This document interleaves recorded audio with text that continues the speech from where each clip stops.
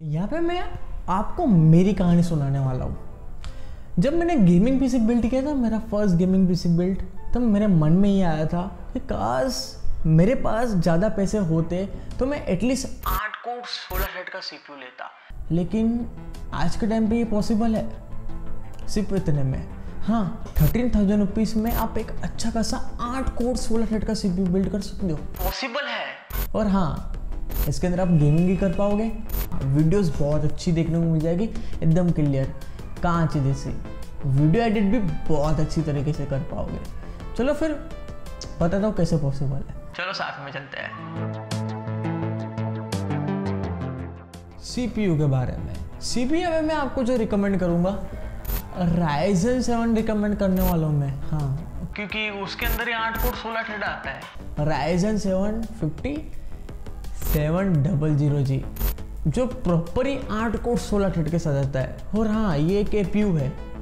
इसके साथ आप ग्राफिक कार्ड लगाओ कि नहीं लगाओ, आपकी डिस्प्ले आ जाएगी। आपको गेमिंग करनी है, आपको वीडियो एडिट करनी है, हाँ, ये सब कुछ आप आराम से कर सकते हो। और फुल एचडी में वीडियो देखनी है, वो भी कर पाओगे बहुत अच्छे खासे लेवल पे। बात की जाए इसकी प्राइसिंग के बारे में, प्राइसिंग इसकी अराउंड मार्केट के अंदर चल रही है कुछ 18,000 रुपये।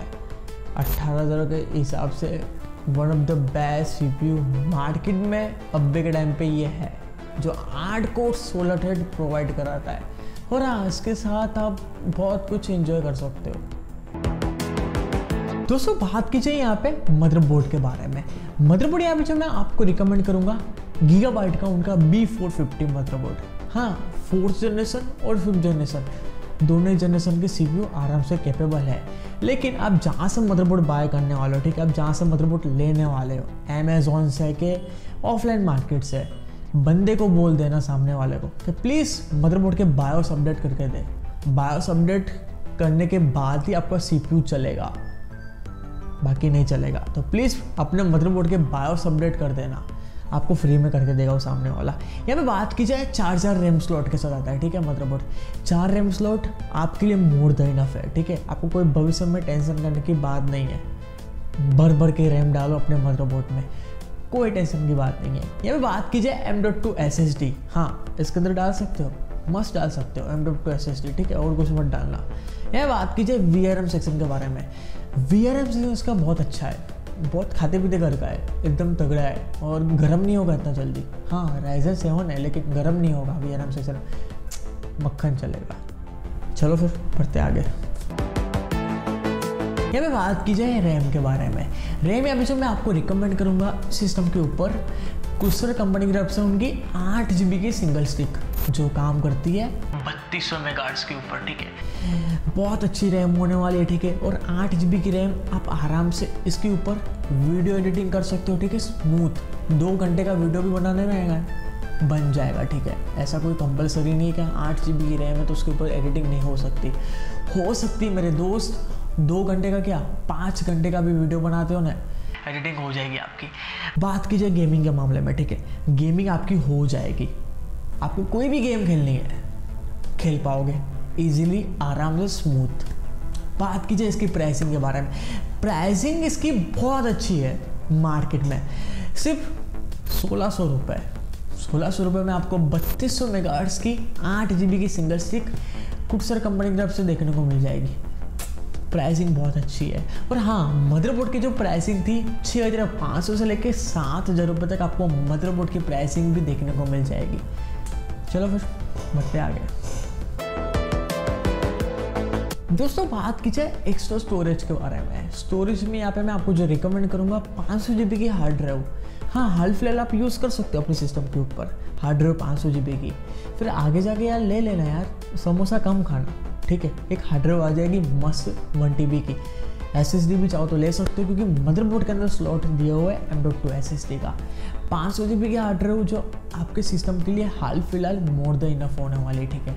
जो आपको मार्केट में 1200 से लेकर 1300 रुपये तक बहुत सारी कंपनियाँ आती है, ठीक है, कोई भी ले सकते हो। मज़ा सबके अंदर इक्वल आता है, भले प्राइस कम है पर मज़ा आपको बहुत आएगा, ये मेरी बात याद रखना। ये मैं बात कीजिए अभी पावर सप्लाई के बारे में।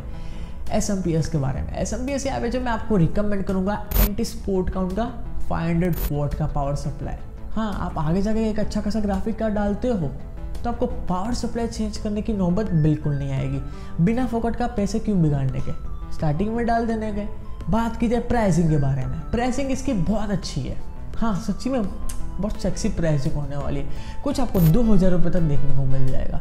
एंटी स्पोर्ट बहुत अच्छी ब्रांड है और 2000 रुपये में 500 वाट, जो मोर देन इनफ होने वाला है। ये मैं बात की जाए आखिरी और लास्ट कंपोनेंट के बारे में दोस्तों, कैबिनेट के बारे में। कैबिनेट मेरे को बहुत अच्छा नहीं चाहिए, ठीक है, क्योंकि बजट बहुत कम है। परफॉर्मेंस के ऊपर हमने थोड़ा बहुत ज़्यादा ध्यान दिया है, गेमिंग के ऊपर, एडिटिंग के ऊपर, ये 2 चीज़ों के ऊपर हम लोग ने ज़्यादा ध्यान दिया है, ज़्यादा फोकस किया है। तो कैबिनेट आप पुराना यूज़ कर सकते हो। बंगाल की शॉप में आपको कैबिनेट देखने को मिल जाएगा। कंप्यूटर की शॉप में जाओ, जो पुराने ज़माने वाला कैबिनेट आता था ना, वही पतरे वाला 300 रुपये मिल जाएगा आपको, उसका जुगाड़ कर सकते हो, ठीक है। 2-3 हज़ार रुपये ज़्यादा है तो प्लीज़ SSD के ऊपर इन्वेस्टमेंट कर देना, नहीं तो 16 GB की रैम इंक्लूड कर देना। कैबिनेट के ऊपर हाल फिलहाल चंगू साई कर सकते हो आप। ये पूरा सिस्टम सिर्फ 30,000 रुपये में आपका बनका रेडी हो जाएगा। तो कैसा लगा वीडियो कमेंट में ज़रूर बताना और थोड़ा सपोर्ट दिखा देना प्लीज़ यार। लाइक, शेयर, सब्सक्राइब ऐसे तो मैं बोलता नहीं हूँ, लेकिन कर देना यार, क्योंकि आप लोगों फ्री में हूँ, आपके बिना मैं कुछ नहीं हूँ, ठीक है। एक बहुत जल्दी न्यू वीडियो के साथ मिलने वाला हूँ, तब तक के लिए tell them goodbye and always tick रास्तों में नहीं पढ़ना फीका दोस्तों। बहुत जल्दी मिलेंगे। हाँ, वेबसाइट में भी देखता हूँ, मेरे को भी बहुत मज़ा आता है लाइट बंद करके। Bye bye.